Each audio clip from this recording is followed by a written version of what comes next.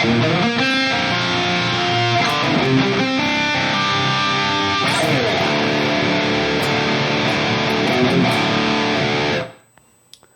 it's Bullet for My Valentine time again, and we're trying to get their Poison album tone with the Valeton GP-200.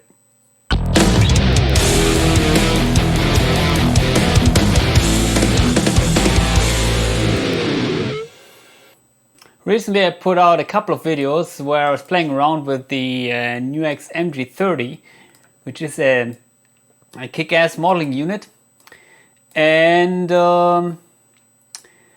I was trying to replicate some of my favorite guitar tones. For example, the Black Album tone by Metallica. Also the guitar tone from the Poison album by Bullet for My Valentine, which is, well, one of my favorite metal bands. And today I took my Valeton GP-200 and I thought maybe I should give it a try to recreate this Poison album tone, and I came up with this sound.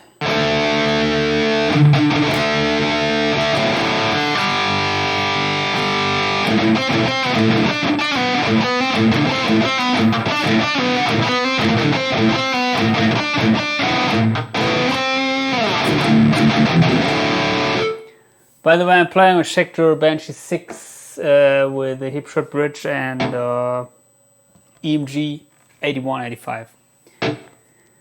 And let me open the editor for you so that I can show you the patch. It's here. And as you can see, I'm using an overdrive, which is the green OD, based on the Tube Screamer, as I said. Crank the volume and the tone, which is something I would do with the real Tube Screamer also, I think. Reduce the gain. You can raise the gain a little bit to get more saturation, because the Poison album tone is very saturated. And I think it sounds to me that maybe they use a little bit of gain coming from the pedal. As you can hear, these chugs are a little bit more aggressive and a little bit more nasty if you add a little bit of gain from this pedal.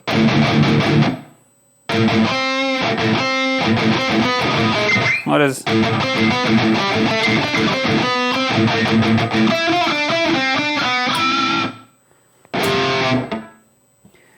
And for my purpose it was a little bit too much, but you can play around with that.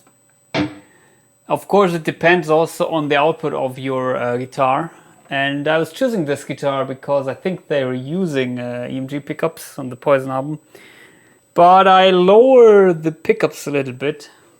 I like these 81 a lot, but I set it rather low. It's maybe about 5 millimeters or even a little bit lower, below the strings. Of course, you have to use a gate, and I think they are using a gate with a very fast attack. And to get a fast attack, you have to crank this attack here, which is a little bit surprising. And also, of course, the threshold has to be adjusted. So you get a very tight tone. And here, if you lower it, it seems that you have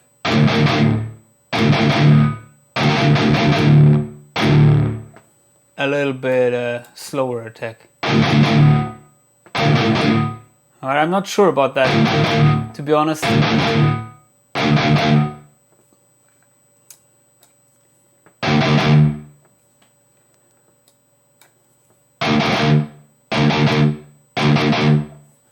Okay. I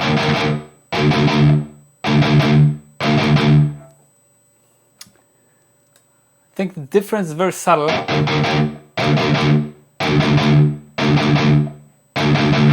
sounds to me like there's a little bit shorter attack if you crank it. Yeah. Anyway, I didn't read the manual, you can check it out. It's not that much of a difference. Also the release time, of course, is important, but most important is the threshold, so that it's just cutting the notes. But of course, if you set it like that, then if you have sustaining chords or notes, they will be cut off really soon, so it's maybe not the best setting for leads. To be honest, I'm not the biggest fan of that drastic noise gates, but at least for rhythms, I think they use that kind of a drastic setting. So yeah, you should play around maybe with the threshold, and as I said, the attack and the release that don't make that much of a difference here, but I have to say the effects quality of the NUX MG30 is way superior to this one. But the sound here is yeah, it's really nice. And also the amps are very easy to dial in. So I'm using the 5150 amp model here, which is called EV51, as you can see. And the thing with that is it has a very unique sound. I own the original amp, and what I think is a little bit prominent in the poison tone is the presence.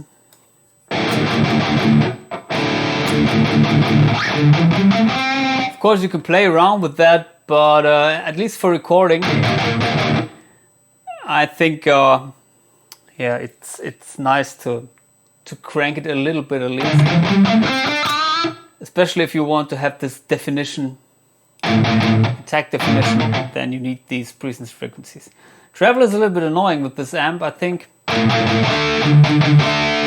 If you crank it too much, it gives you these Marshallish highs, which are a little bit annoying and also a little bit lacking in the bullet tone. Instead, I would rather crank the middle, the mids here. As you can hear, if you crank this, you have this really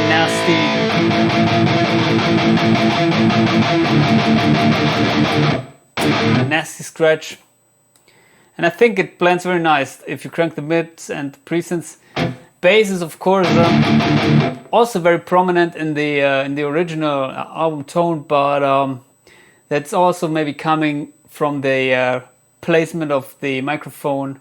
I think maybe they placed it really near to the speaker. You get lots of sub bass. And I think they used the 6505 or 5150 amp on that album, boosted with some Maxon or Tube Screamer shit, and a Mesa cabinet. As you can see here, I'm using a third-party IR. It's the Own Hammer, which I'm always using these modeling units.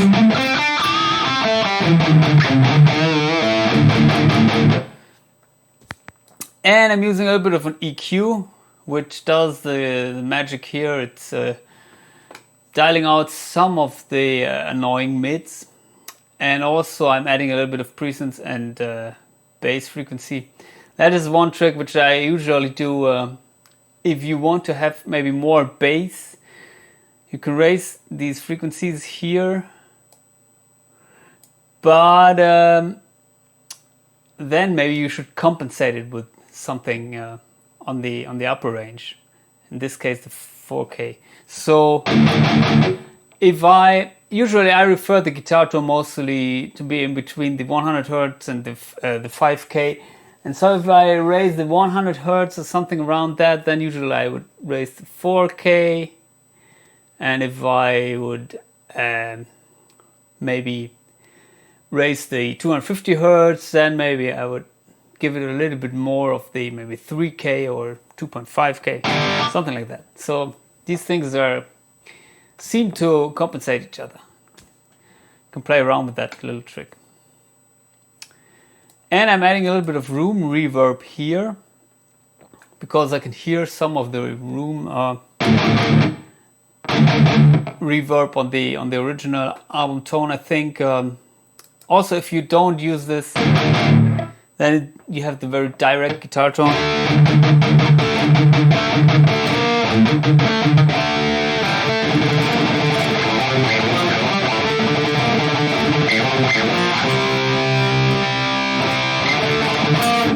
It doesn't make that much of a difference, to be honest. If I turn off the EQ, you can hear these mids, which are maybe useful if you're playing leads.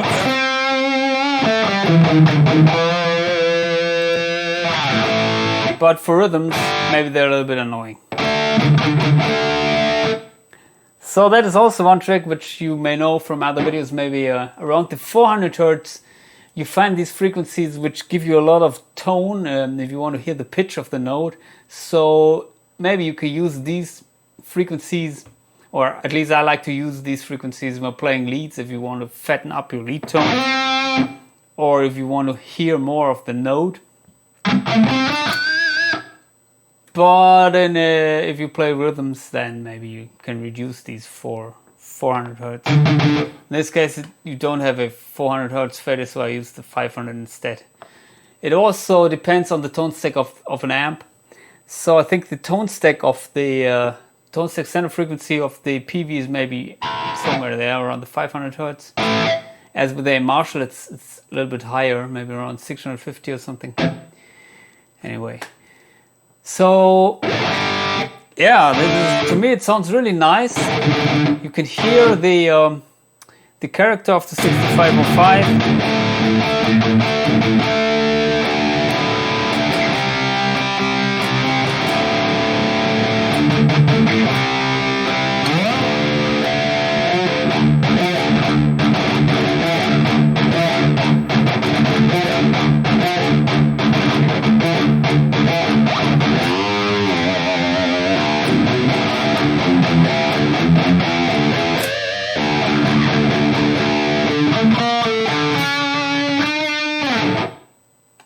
And of course it's very saturated, as I said before.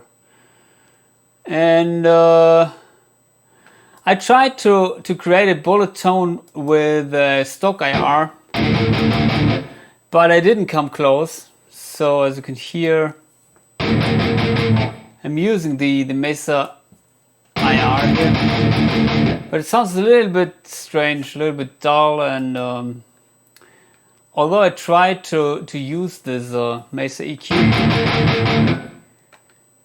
it's somewhat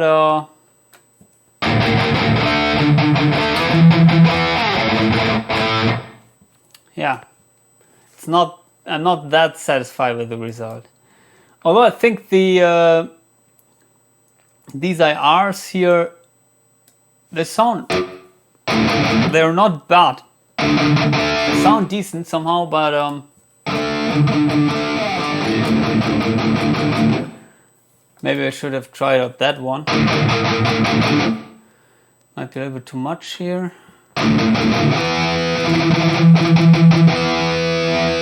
As you can hear, maybe it's a little bit annoying around the 4K.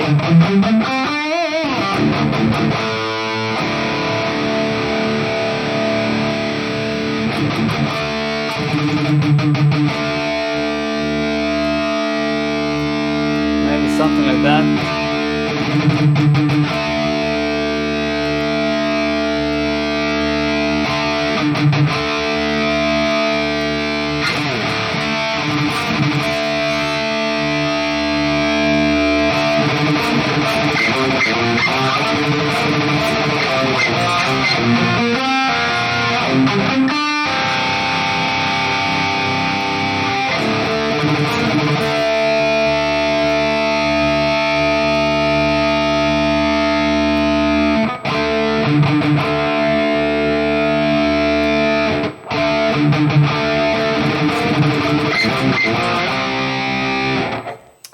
It has something annoying in the high end, but if you don't have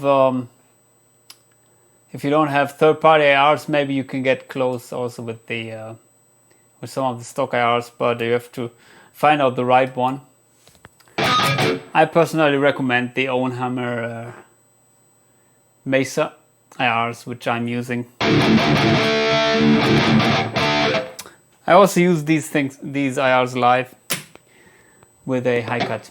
So yeah, I hope this helps you to get your desired bullet for my Valentine tone. In this case, it's bullet for my Valeton. I had to make this strange joke, sorry. And yeah, subscribe to my channel. I hope to see you soon. Goodbye.